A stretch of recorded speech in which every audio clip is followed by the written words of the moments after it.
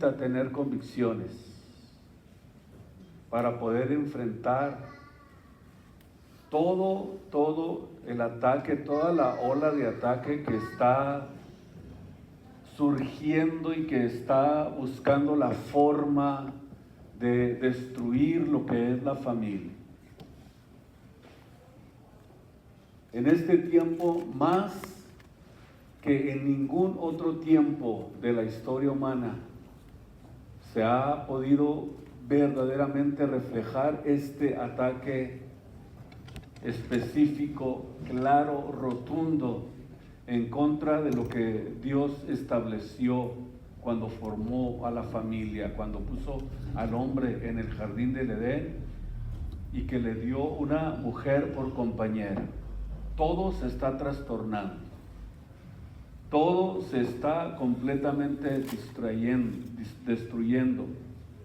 Pero vamos nosotros como padres a establecer los fundamentos de la Biblia para poder nosotros mantenernos firmes en lo que Dios estableció cuando Él formó a la familia. Él es el legislador de la familia, no el hombre.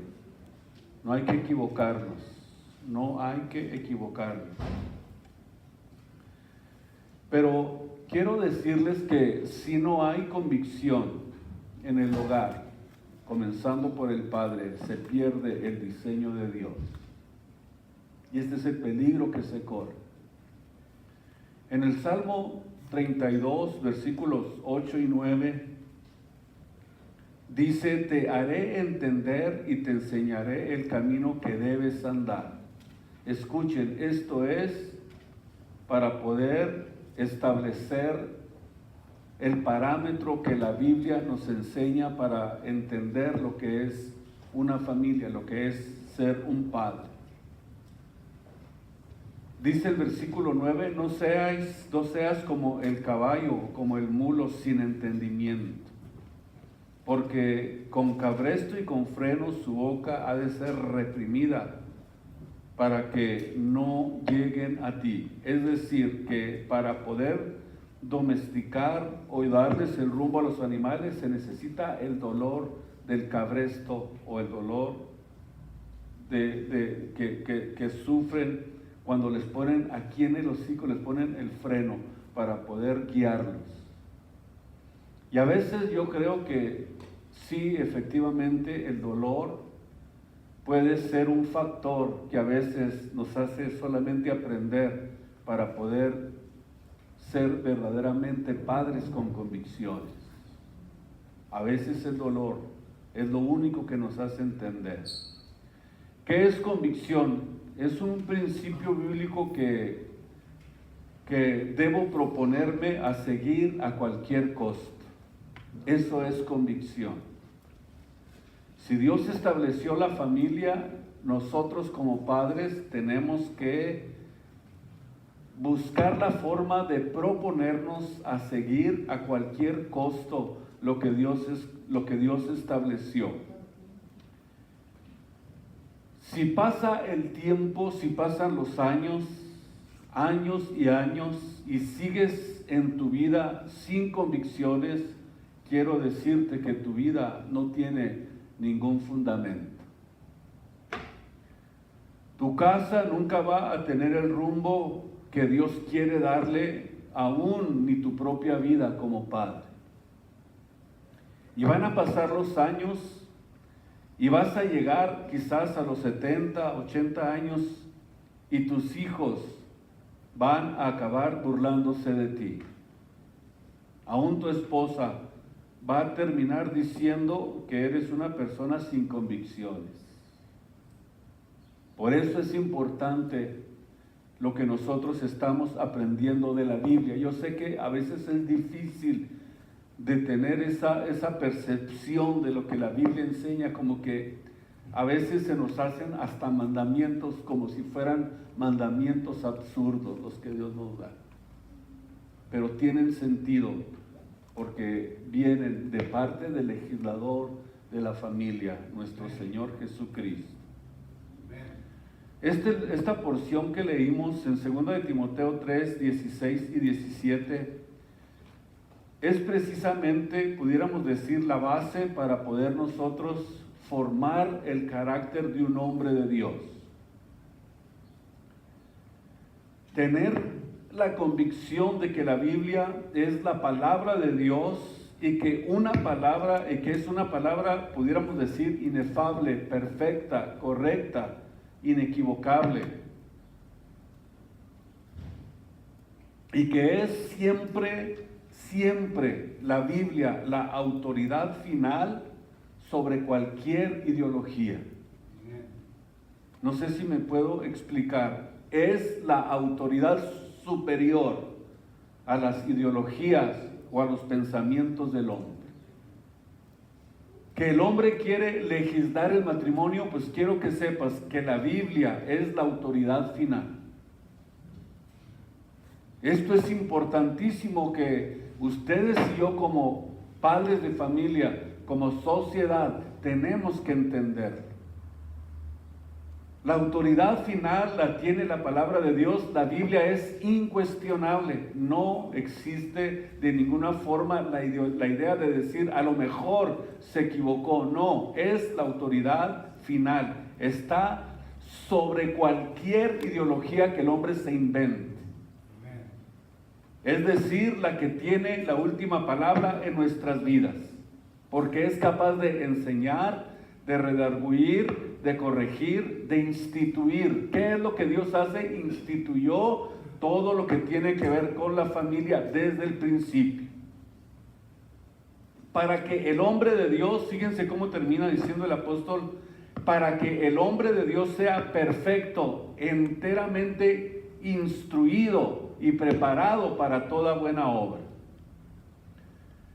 Nos ayuda a los hombres en estas 4 áreas que es muy importante y que podamos nosotros comprenderlas bien. Enseñar es número 1. Pudiéramos decir que la Biblia nos enseña el único camino en el cual nosotros debemos de caminar. Precisamente Cristo vino hace ya más de 2000 años. Más de 2000 años para decirnos: yo soy el camino. En otras palabras, el que camina o el que no camine, en el camino, dice mi Dios que yo he trazado, andas en camino que trae muerte. Porque la Biblia dice que hay caminos que al hombre le parecen rectos, pero su final son caminos de muerte. El que decide caminar por su propia cuenta, sin la guianza de Dios, sin la guianza de la Biblia, sin la guianza del Espíritu Santo, anda en caminos de muerte. En segundo lugar, dice que nos redarguye, o sea, nos enseña cuando nos hemos salido del camino. Porque tenemos que entender que nosotros somos hombres débiles, hombres finitos, con debilidades, y necesitamos siempre el redargüimiento para poder Dios mostrarnos si nos hemos apartado del camino. Eso hace que el hombre reaccione y regrese al camino nuevamente. En el Salmo 103:10 dice que Él no ha hecho conforme a nuestras iniquidades, tampoco nos paga conforme a nuestros pecados. Es decir, que Dios es un Dios de misericordia. Porque es la Biblia la que nos redarguye y nos dice: andas mal, vuélvete al camino, vuelve a entrar en razón.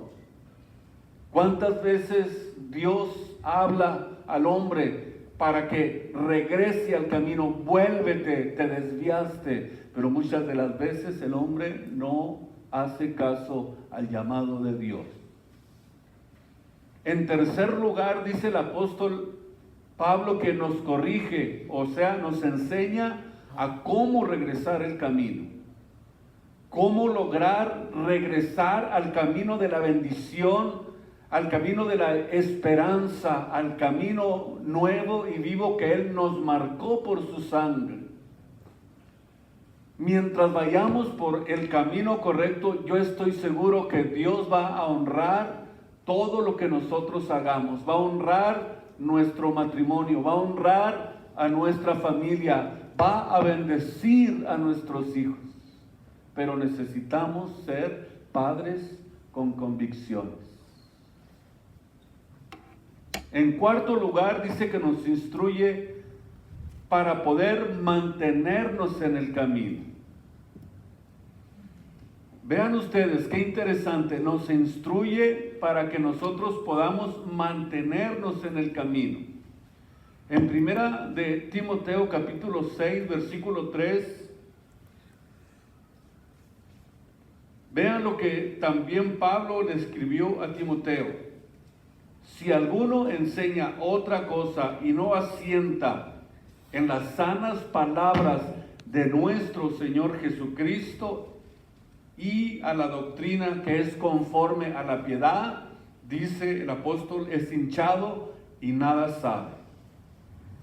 Es hinchado, nada sabe y enloquece acerca de cuestiones de contiendas de palabras, las cuales traen envidia, pleitos, maldicencias, malas sospechas, porfías de hombres corruptos de entendimiento y privados de la verdad. Vean ustedes que tienen la piedad por granjería y apártate de ellos. Empero grande granjería es la piedad con contentamiento. Es decir, mientras nosotros estemos dentro del ambiente del Espíritu Santo, del camino de la verdad, vamos a estar realmente en el verdadero conocimiento de la Biblia, en el verdadero conocimiento, de la voluntad de Dios.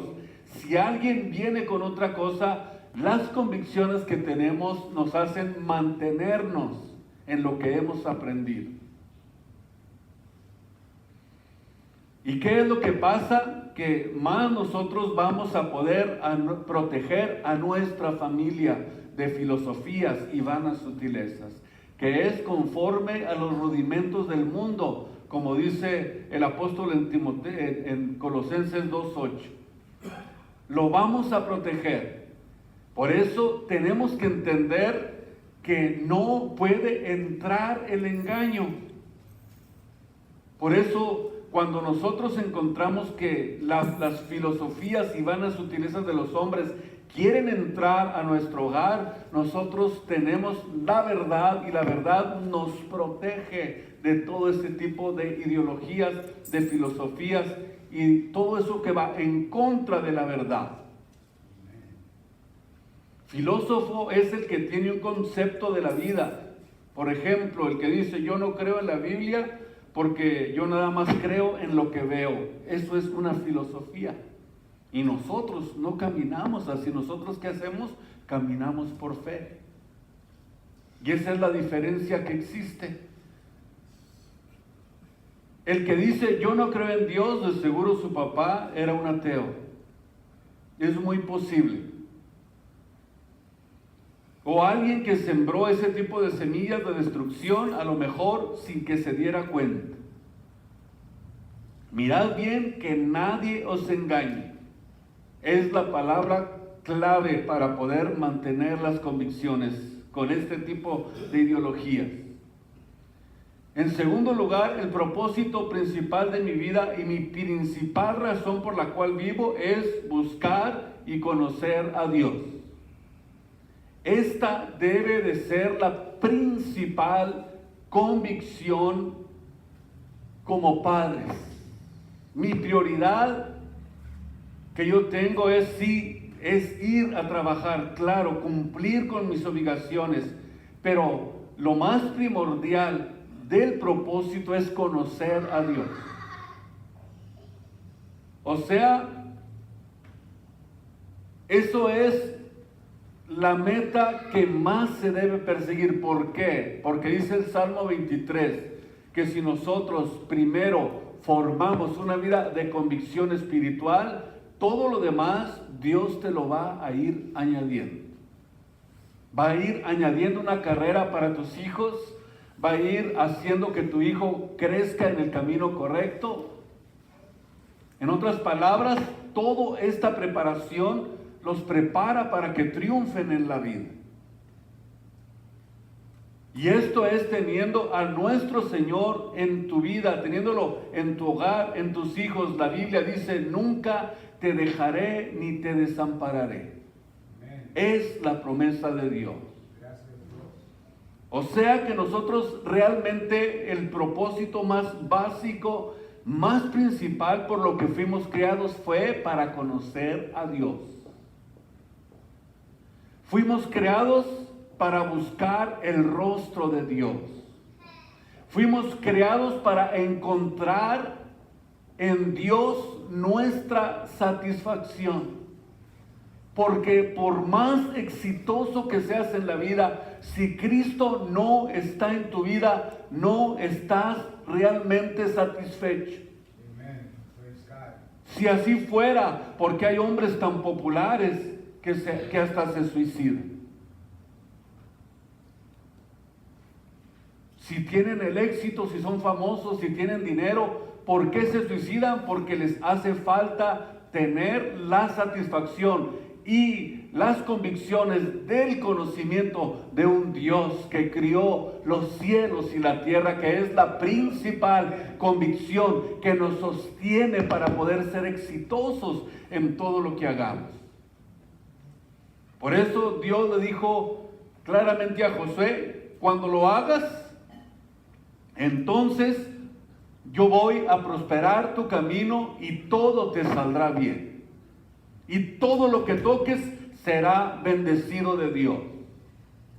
Pero no es primero lo otro, sino lo primero es que fuimos criados para su gloria. Isaías 43:7, para gloria mía los crié, los formé y los hice. Para eso nos crió. Ese es el principal propósito por el cual nos crió. Gloria a su santo nombre. Fuimos criados para encontrar en Dios esa satisfacción en nuestras vidas. En Eclesiastés 2:3 dice, a la risa dije, enloqueces, y al placer, ¿de qué sirve esto? Increíble lo que escribió Salomón. Todo en la vida deja vacío. No hay nada que nos dé la satisfacción. Más tarde Salomón, después de escribir estas palabras, dijo, vanidad de vanidades, todo es vanidad debajo del sol. Todo, absolutamente todo. En Proverbios 1:10 dice, hijo mío, si los pecadores te quisieran engañar, no lo consientas. Si los pecadores te quieren engañar, no lo consientas. Si dijeren, ven con nosotros, dile, yo no voy para allá, yo voy para otro lado. Es interesante cómo la Biblia, cómo la palabra de Dios tiene realmente la instrucción que nosotros necesitamos. En el versículo 19, hijo mío, no andes el camino con ellos, aparta de tu pie, escuchen ustedes, tu pie de sus veredas, porque sus pies correrán al mal e irán presurosos a derramar sangre. Tales sendas de todo el que es dado a la codicia, la cual prenderá el alma de sus poseedores. Parece como que a veces fuera una inocencia, decir, pues ¿qué tiene de malo? Pero escuchen ustedes que necesitamos tener una percepción espiritual para aprender a rechazar todo aquello que puede apartarnos del camino. Gloria al Señor. Un capitán de un barco sin carta de navegación va sin destino. Un varón en un hogar, siendo padre de hijos y no teniendo la Biblia, no tiene rumbo ni destino, ni su casa, ni su familia, ni su hogar, ni él mismo. Nosotros no podemos enfrentarnos a la vida sin la carta de navegación, que es nada más y nada menos que la Biblia, la palabra de Dios. En Deuteronomio 4:9 dice, por tanto, guárdate y guarda tu alma con diligencia. Que no te olvides de las cosas que tus ojos han visto, ni se aparten de tu corazón todos los días de tu vida, y enseñarlas a tus hijos y a los hijos de tus hijos, es decir, a tus hijos y a tus nietos. Lo que nosotros vayamos formando, esta forma en que nos estamos formando, es para que Dios nos bendiga a través de la tercera y de la cuarta generación. O sea que las generaciones que prosiguen de nosotros tienen que ser generaciones bendecidas de Dios, porque es la semilla que Dios comenzó a sembrar en nuestros corazones. En el lado de mi familia, mis hijos son la segunda generación. Y mis hijos tienen que ser y crear la tercera generación que sirve a Jesucristo. Esa es la confianza y la seguridad que cada uno de nosotros debe de tener, que nuestros hijos van a seguir el camino porque han visto que somos padres con convicciones.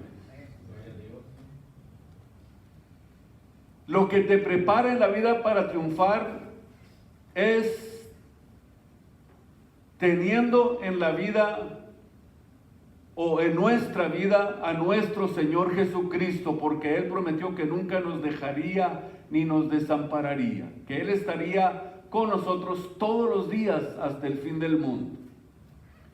Y para poder ser padres se necesitan dos cosas esenciales, y con esto voy a terminar. La guianza del Espíritu Santo guiando tu vida, muy importante. Dándote de esta forma la sabiduría, la iluminación de tu mente, pero es importante que tú seas hombre de convicciones para poder tener esa guianza del Espíritu Santo.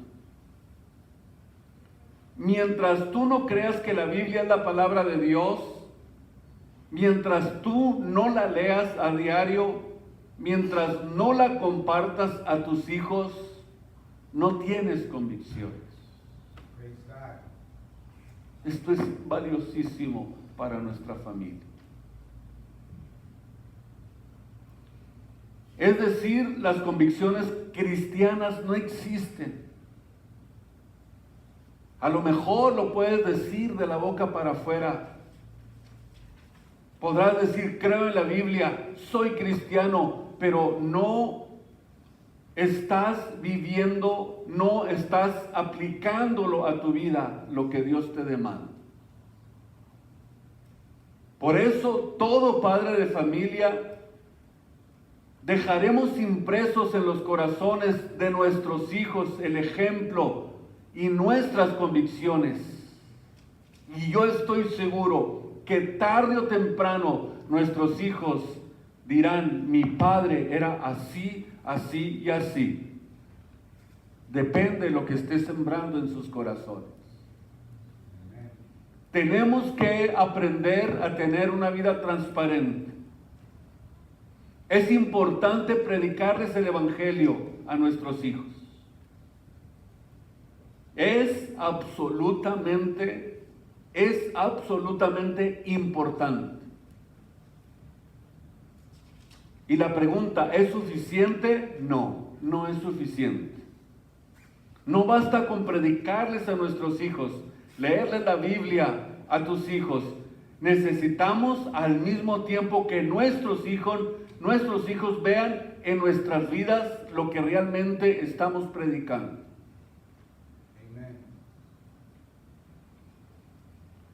Acompañar la predicación del Evangelio a nuestros hijos con lo que estamos viviendo, con el estilo de vida que estamos desarrollando.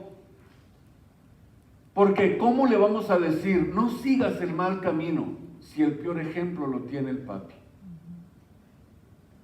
No sigas ese mal ejemplo cuando realmente no hay detrás un trasfondo en el que ellos puedan decir, mi padre tiene razón porque me lo ha demostrado, porque ha hecho lo que dice y porque ha sido responsable, y veo que mi padre es un padre que tiene convicciones.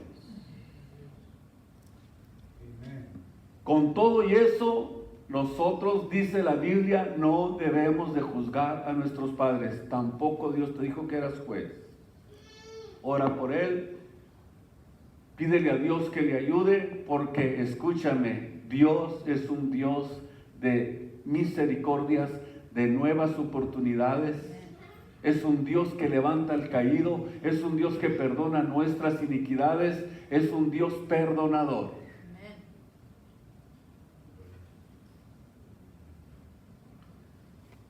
Gloria a Dios, porque de nada les serviría que les hables la palabra de Dios si no tienes una vida transparente enfrente de ellos. Tienes que tener una espiritual verdadera. Vivo lo que estoy enseñando a mis hijos. Y para esto, número uno, se necesita vivir una vida santa.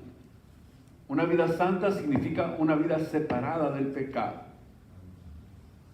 Un padre que no sea santo, un padre que no se ha alejado del pecado, es un padre que se ha divorciado de la moralidad y permitió que entre la inmoralidad a su vida. No puede ser un ejemplo para sus hijos.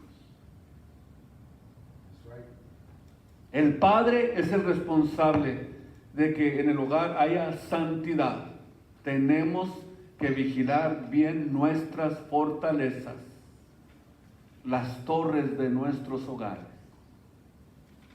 Que seamos atalayas de nuestro hogar en todo lo que entra a nuestra casa.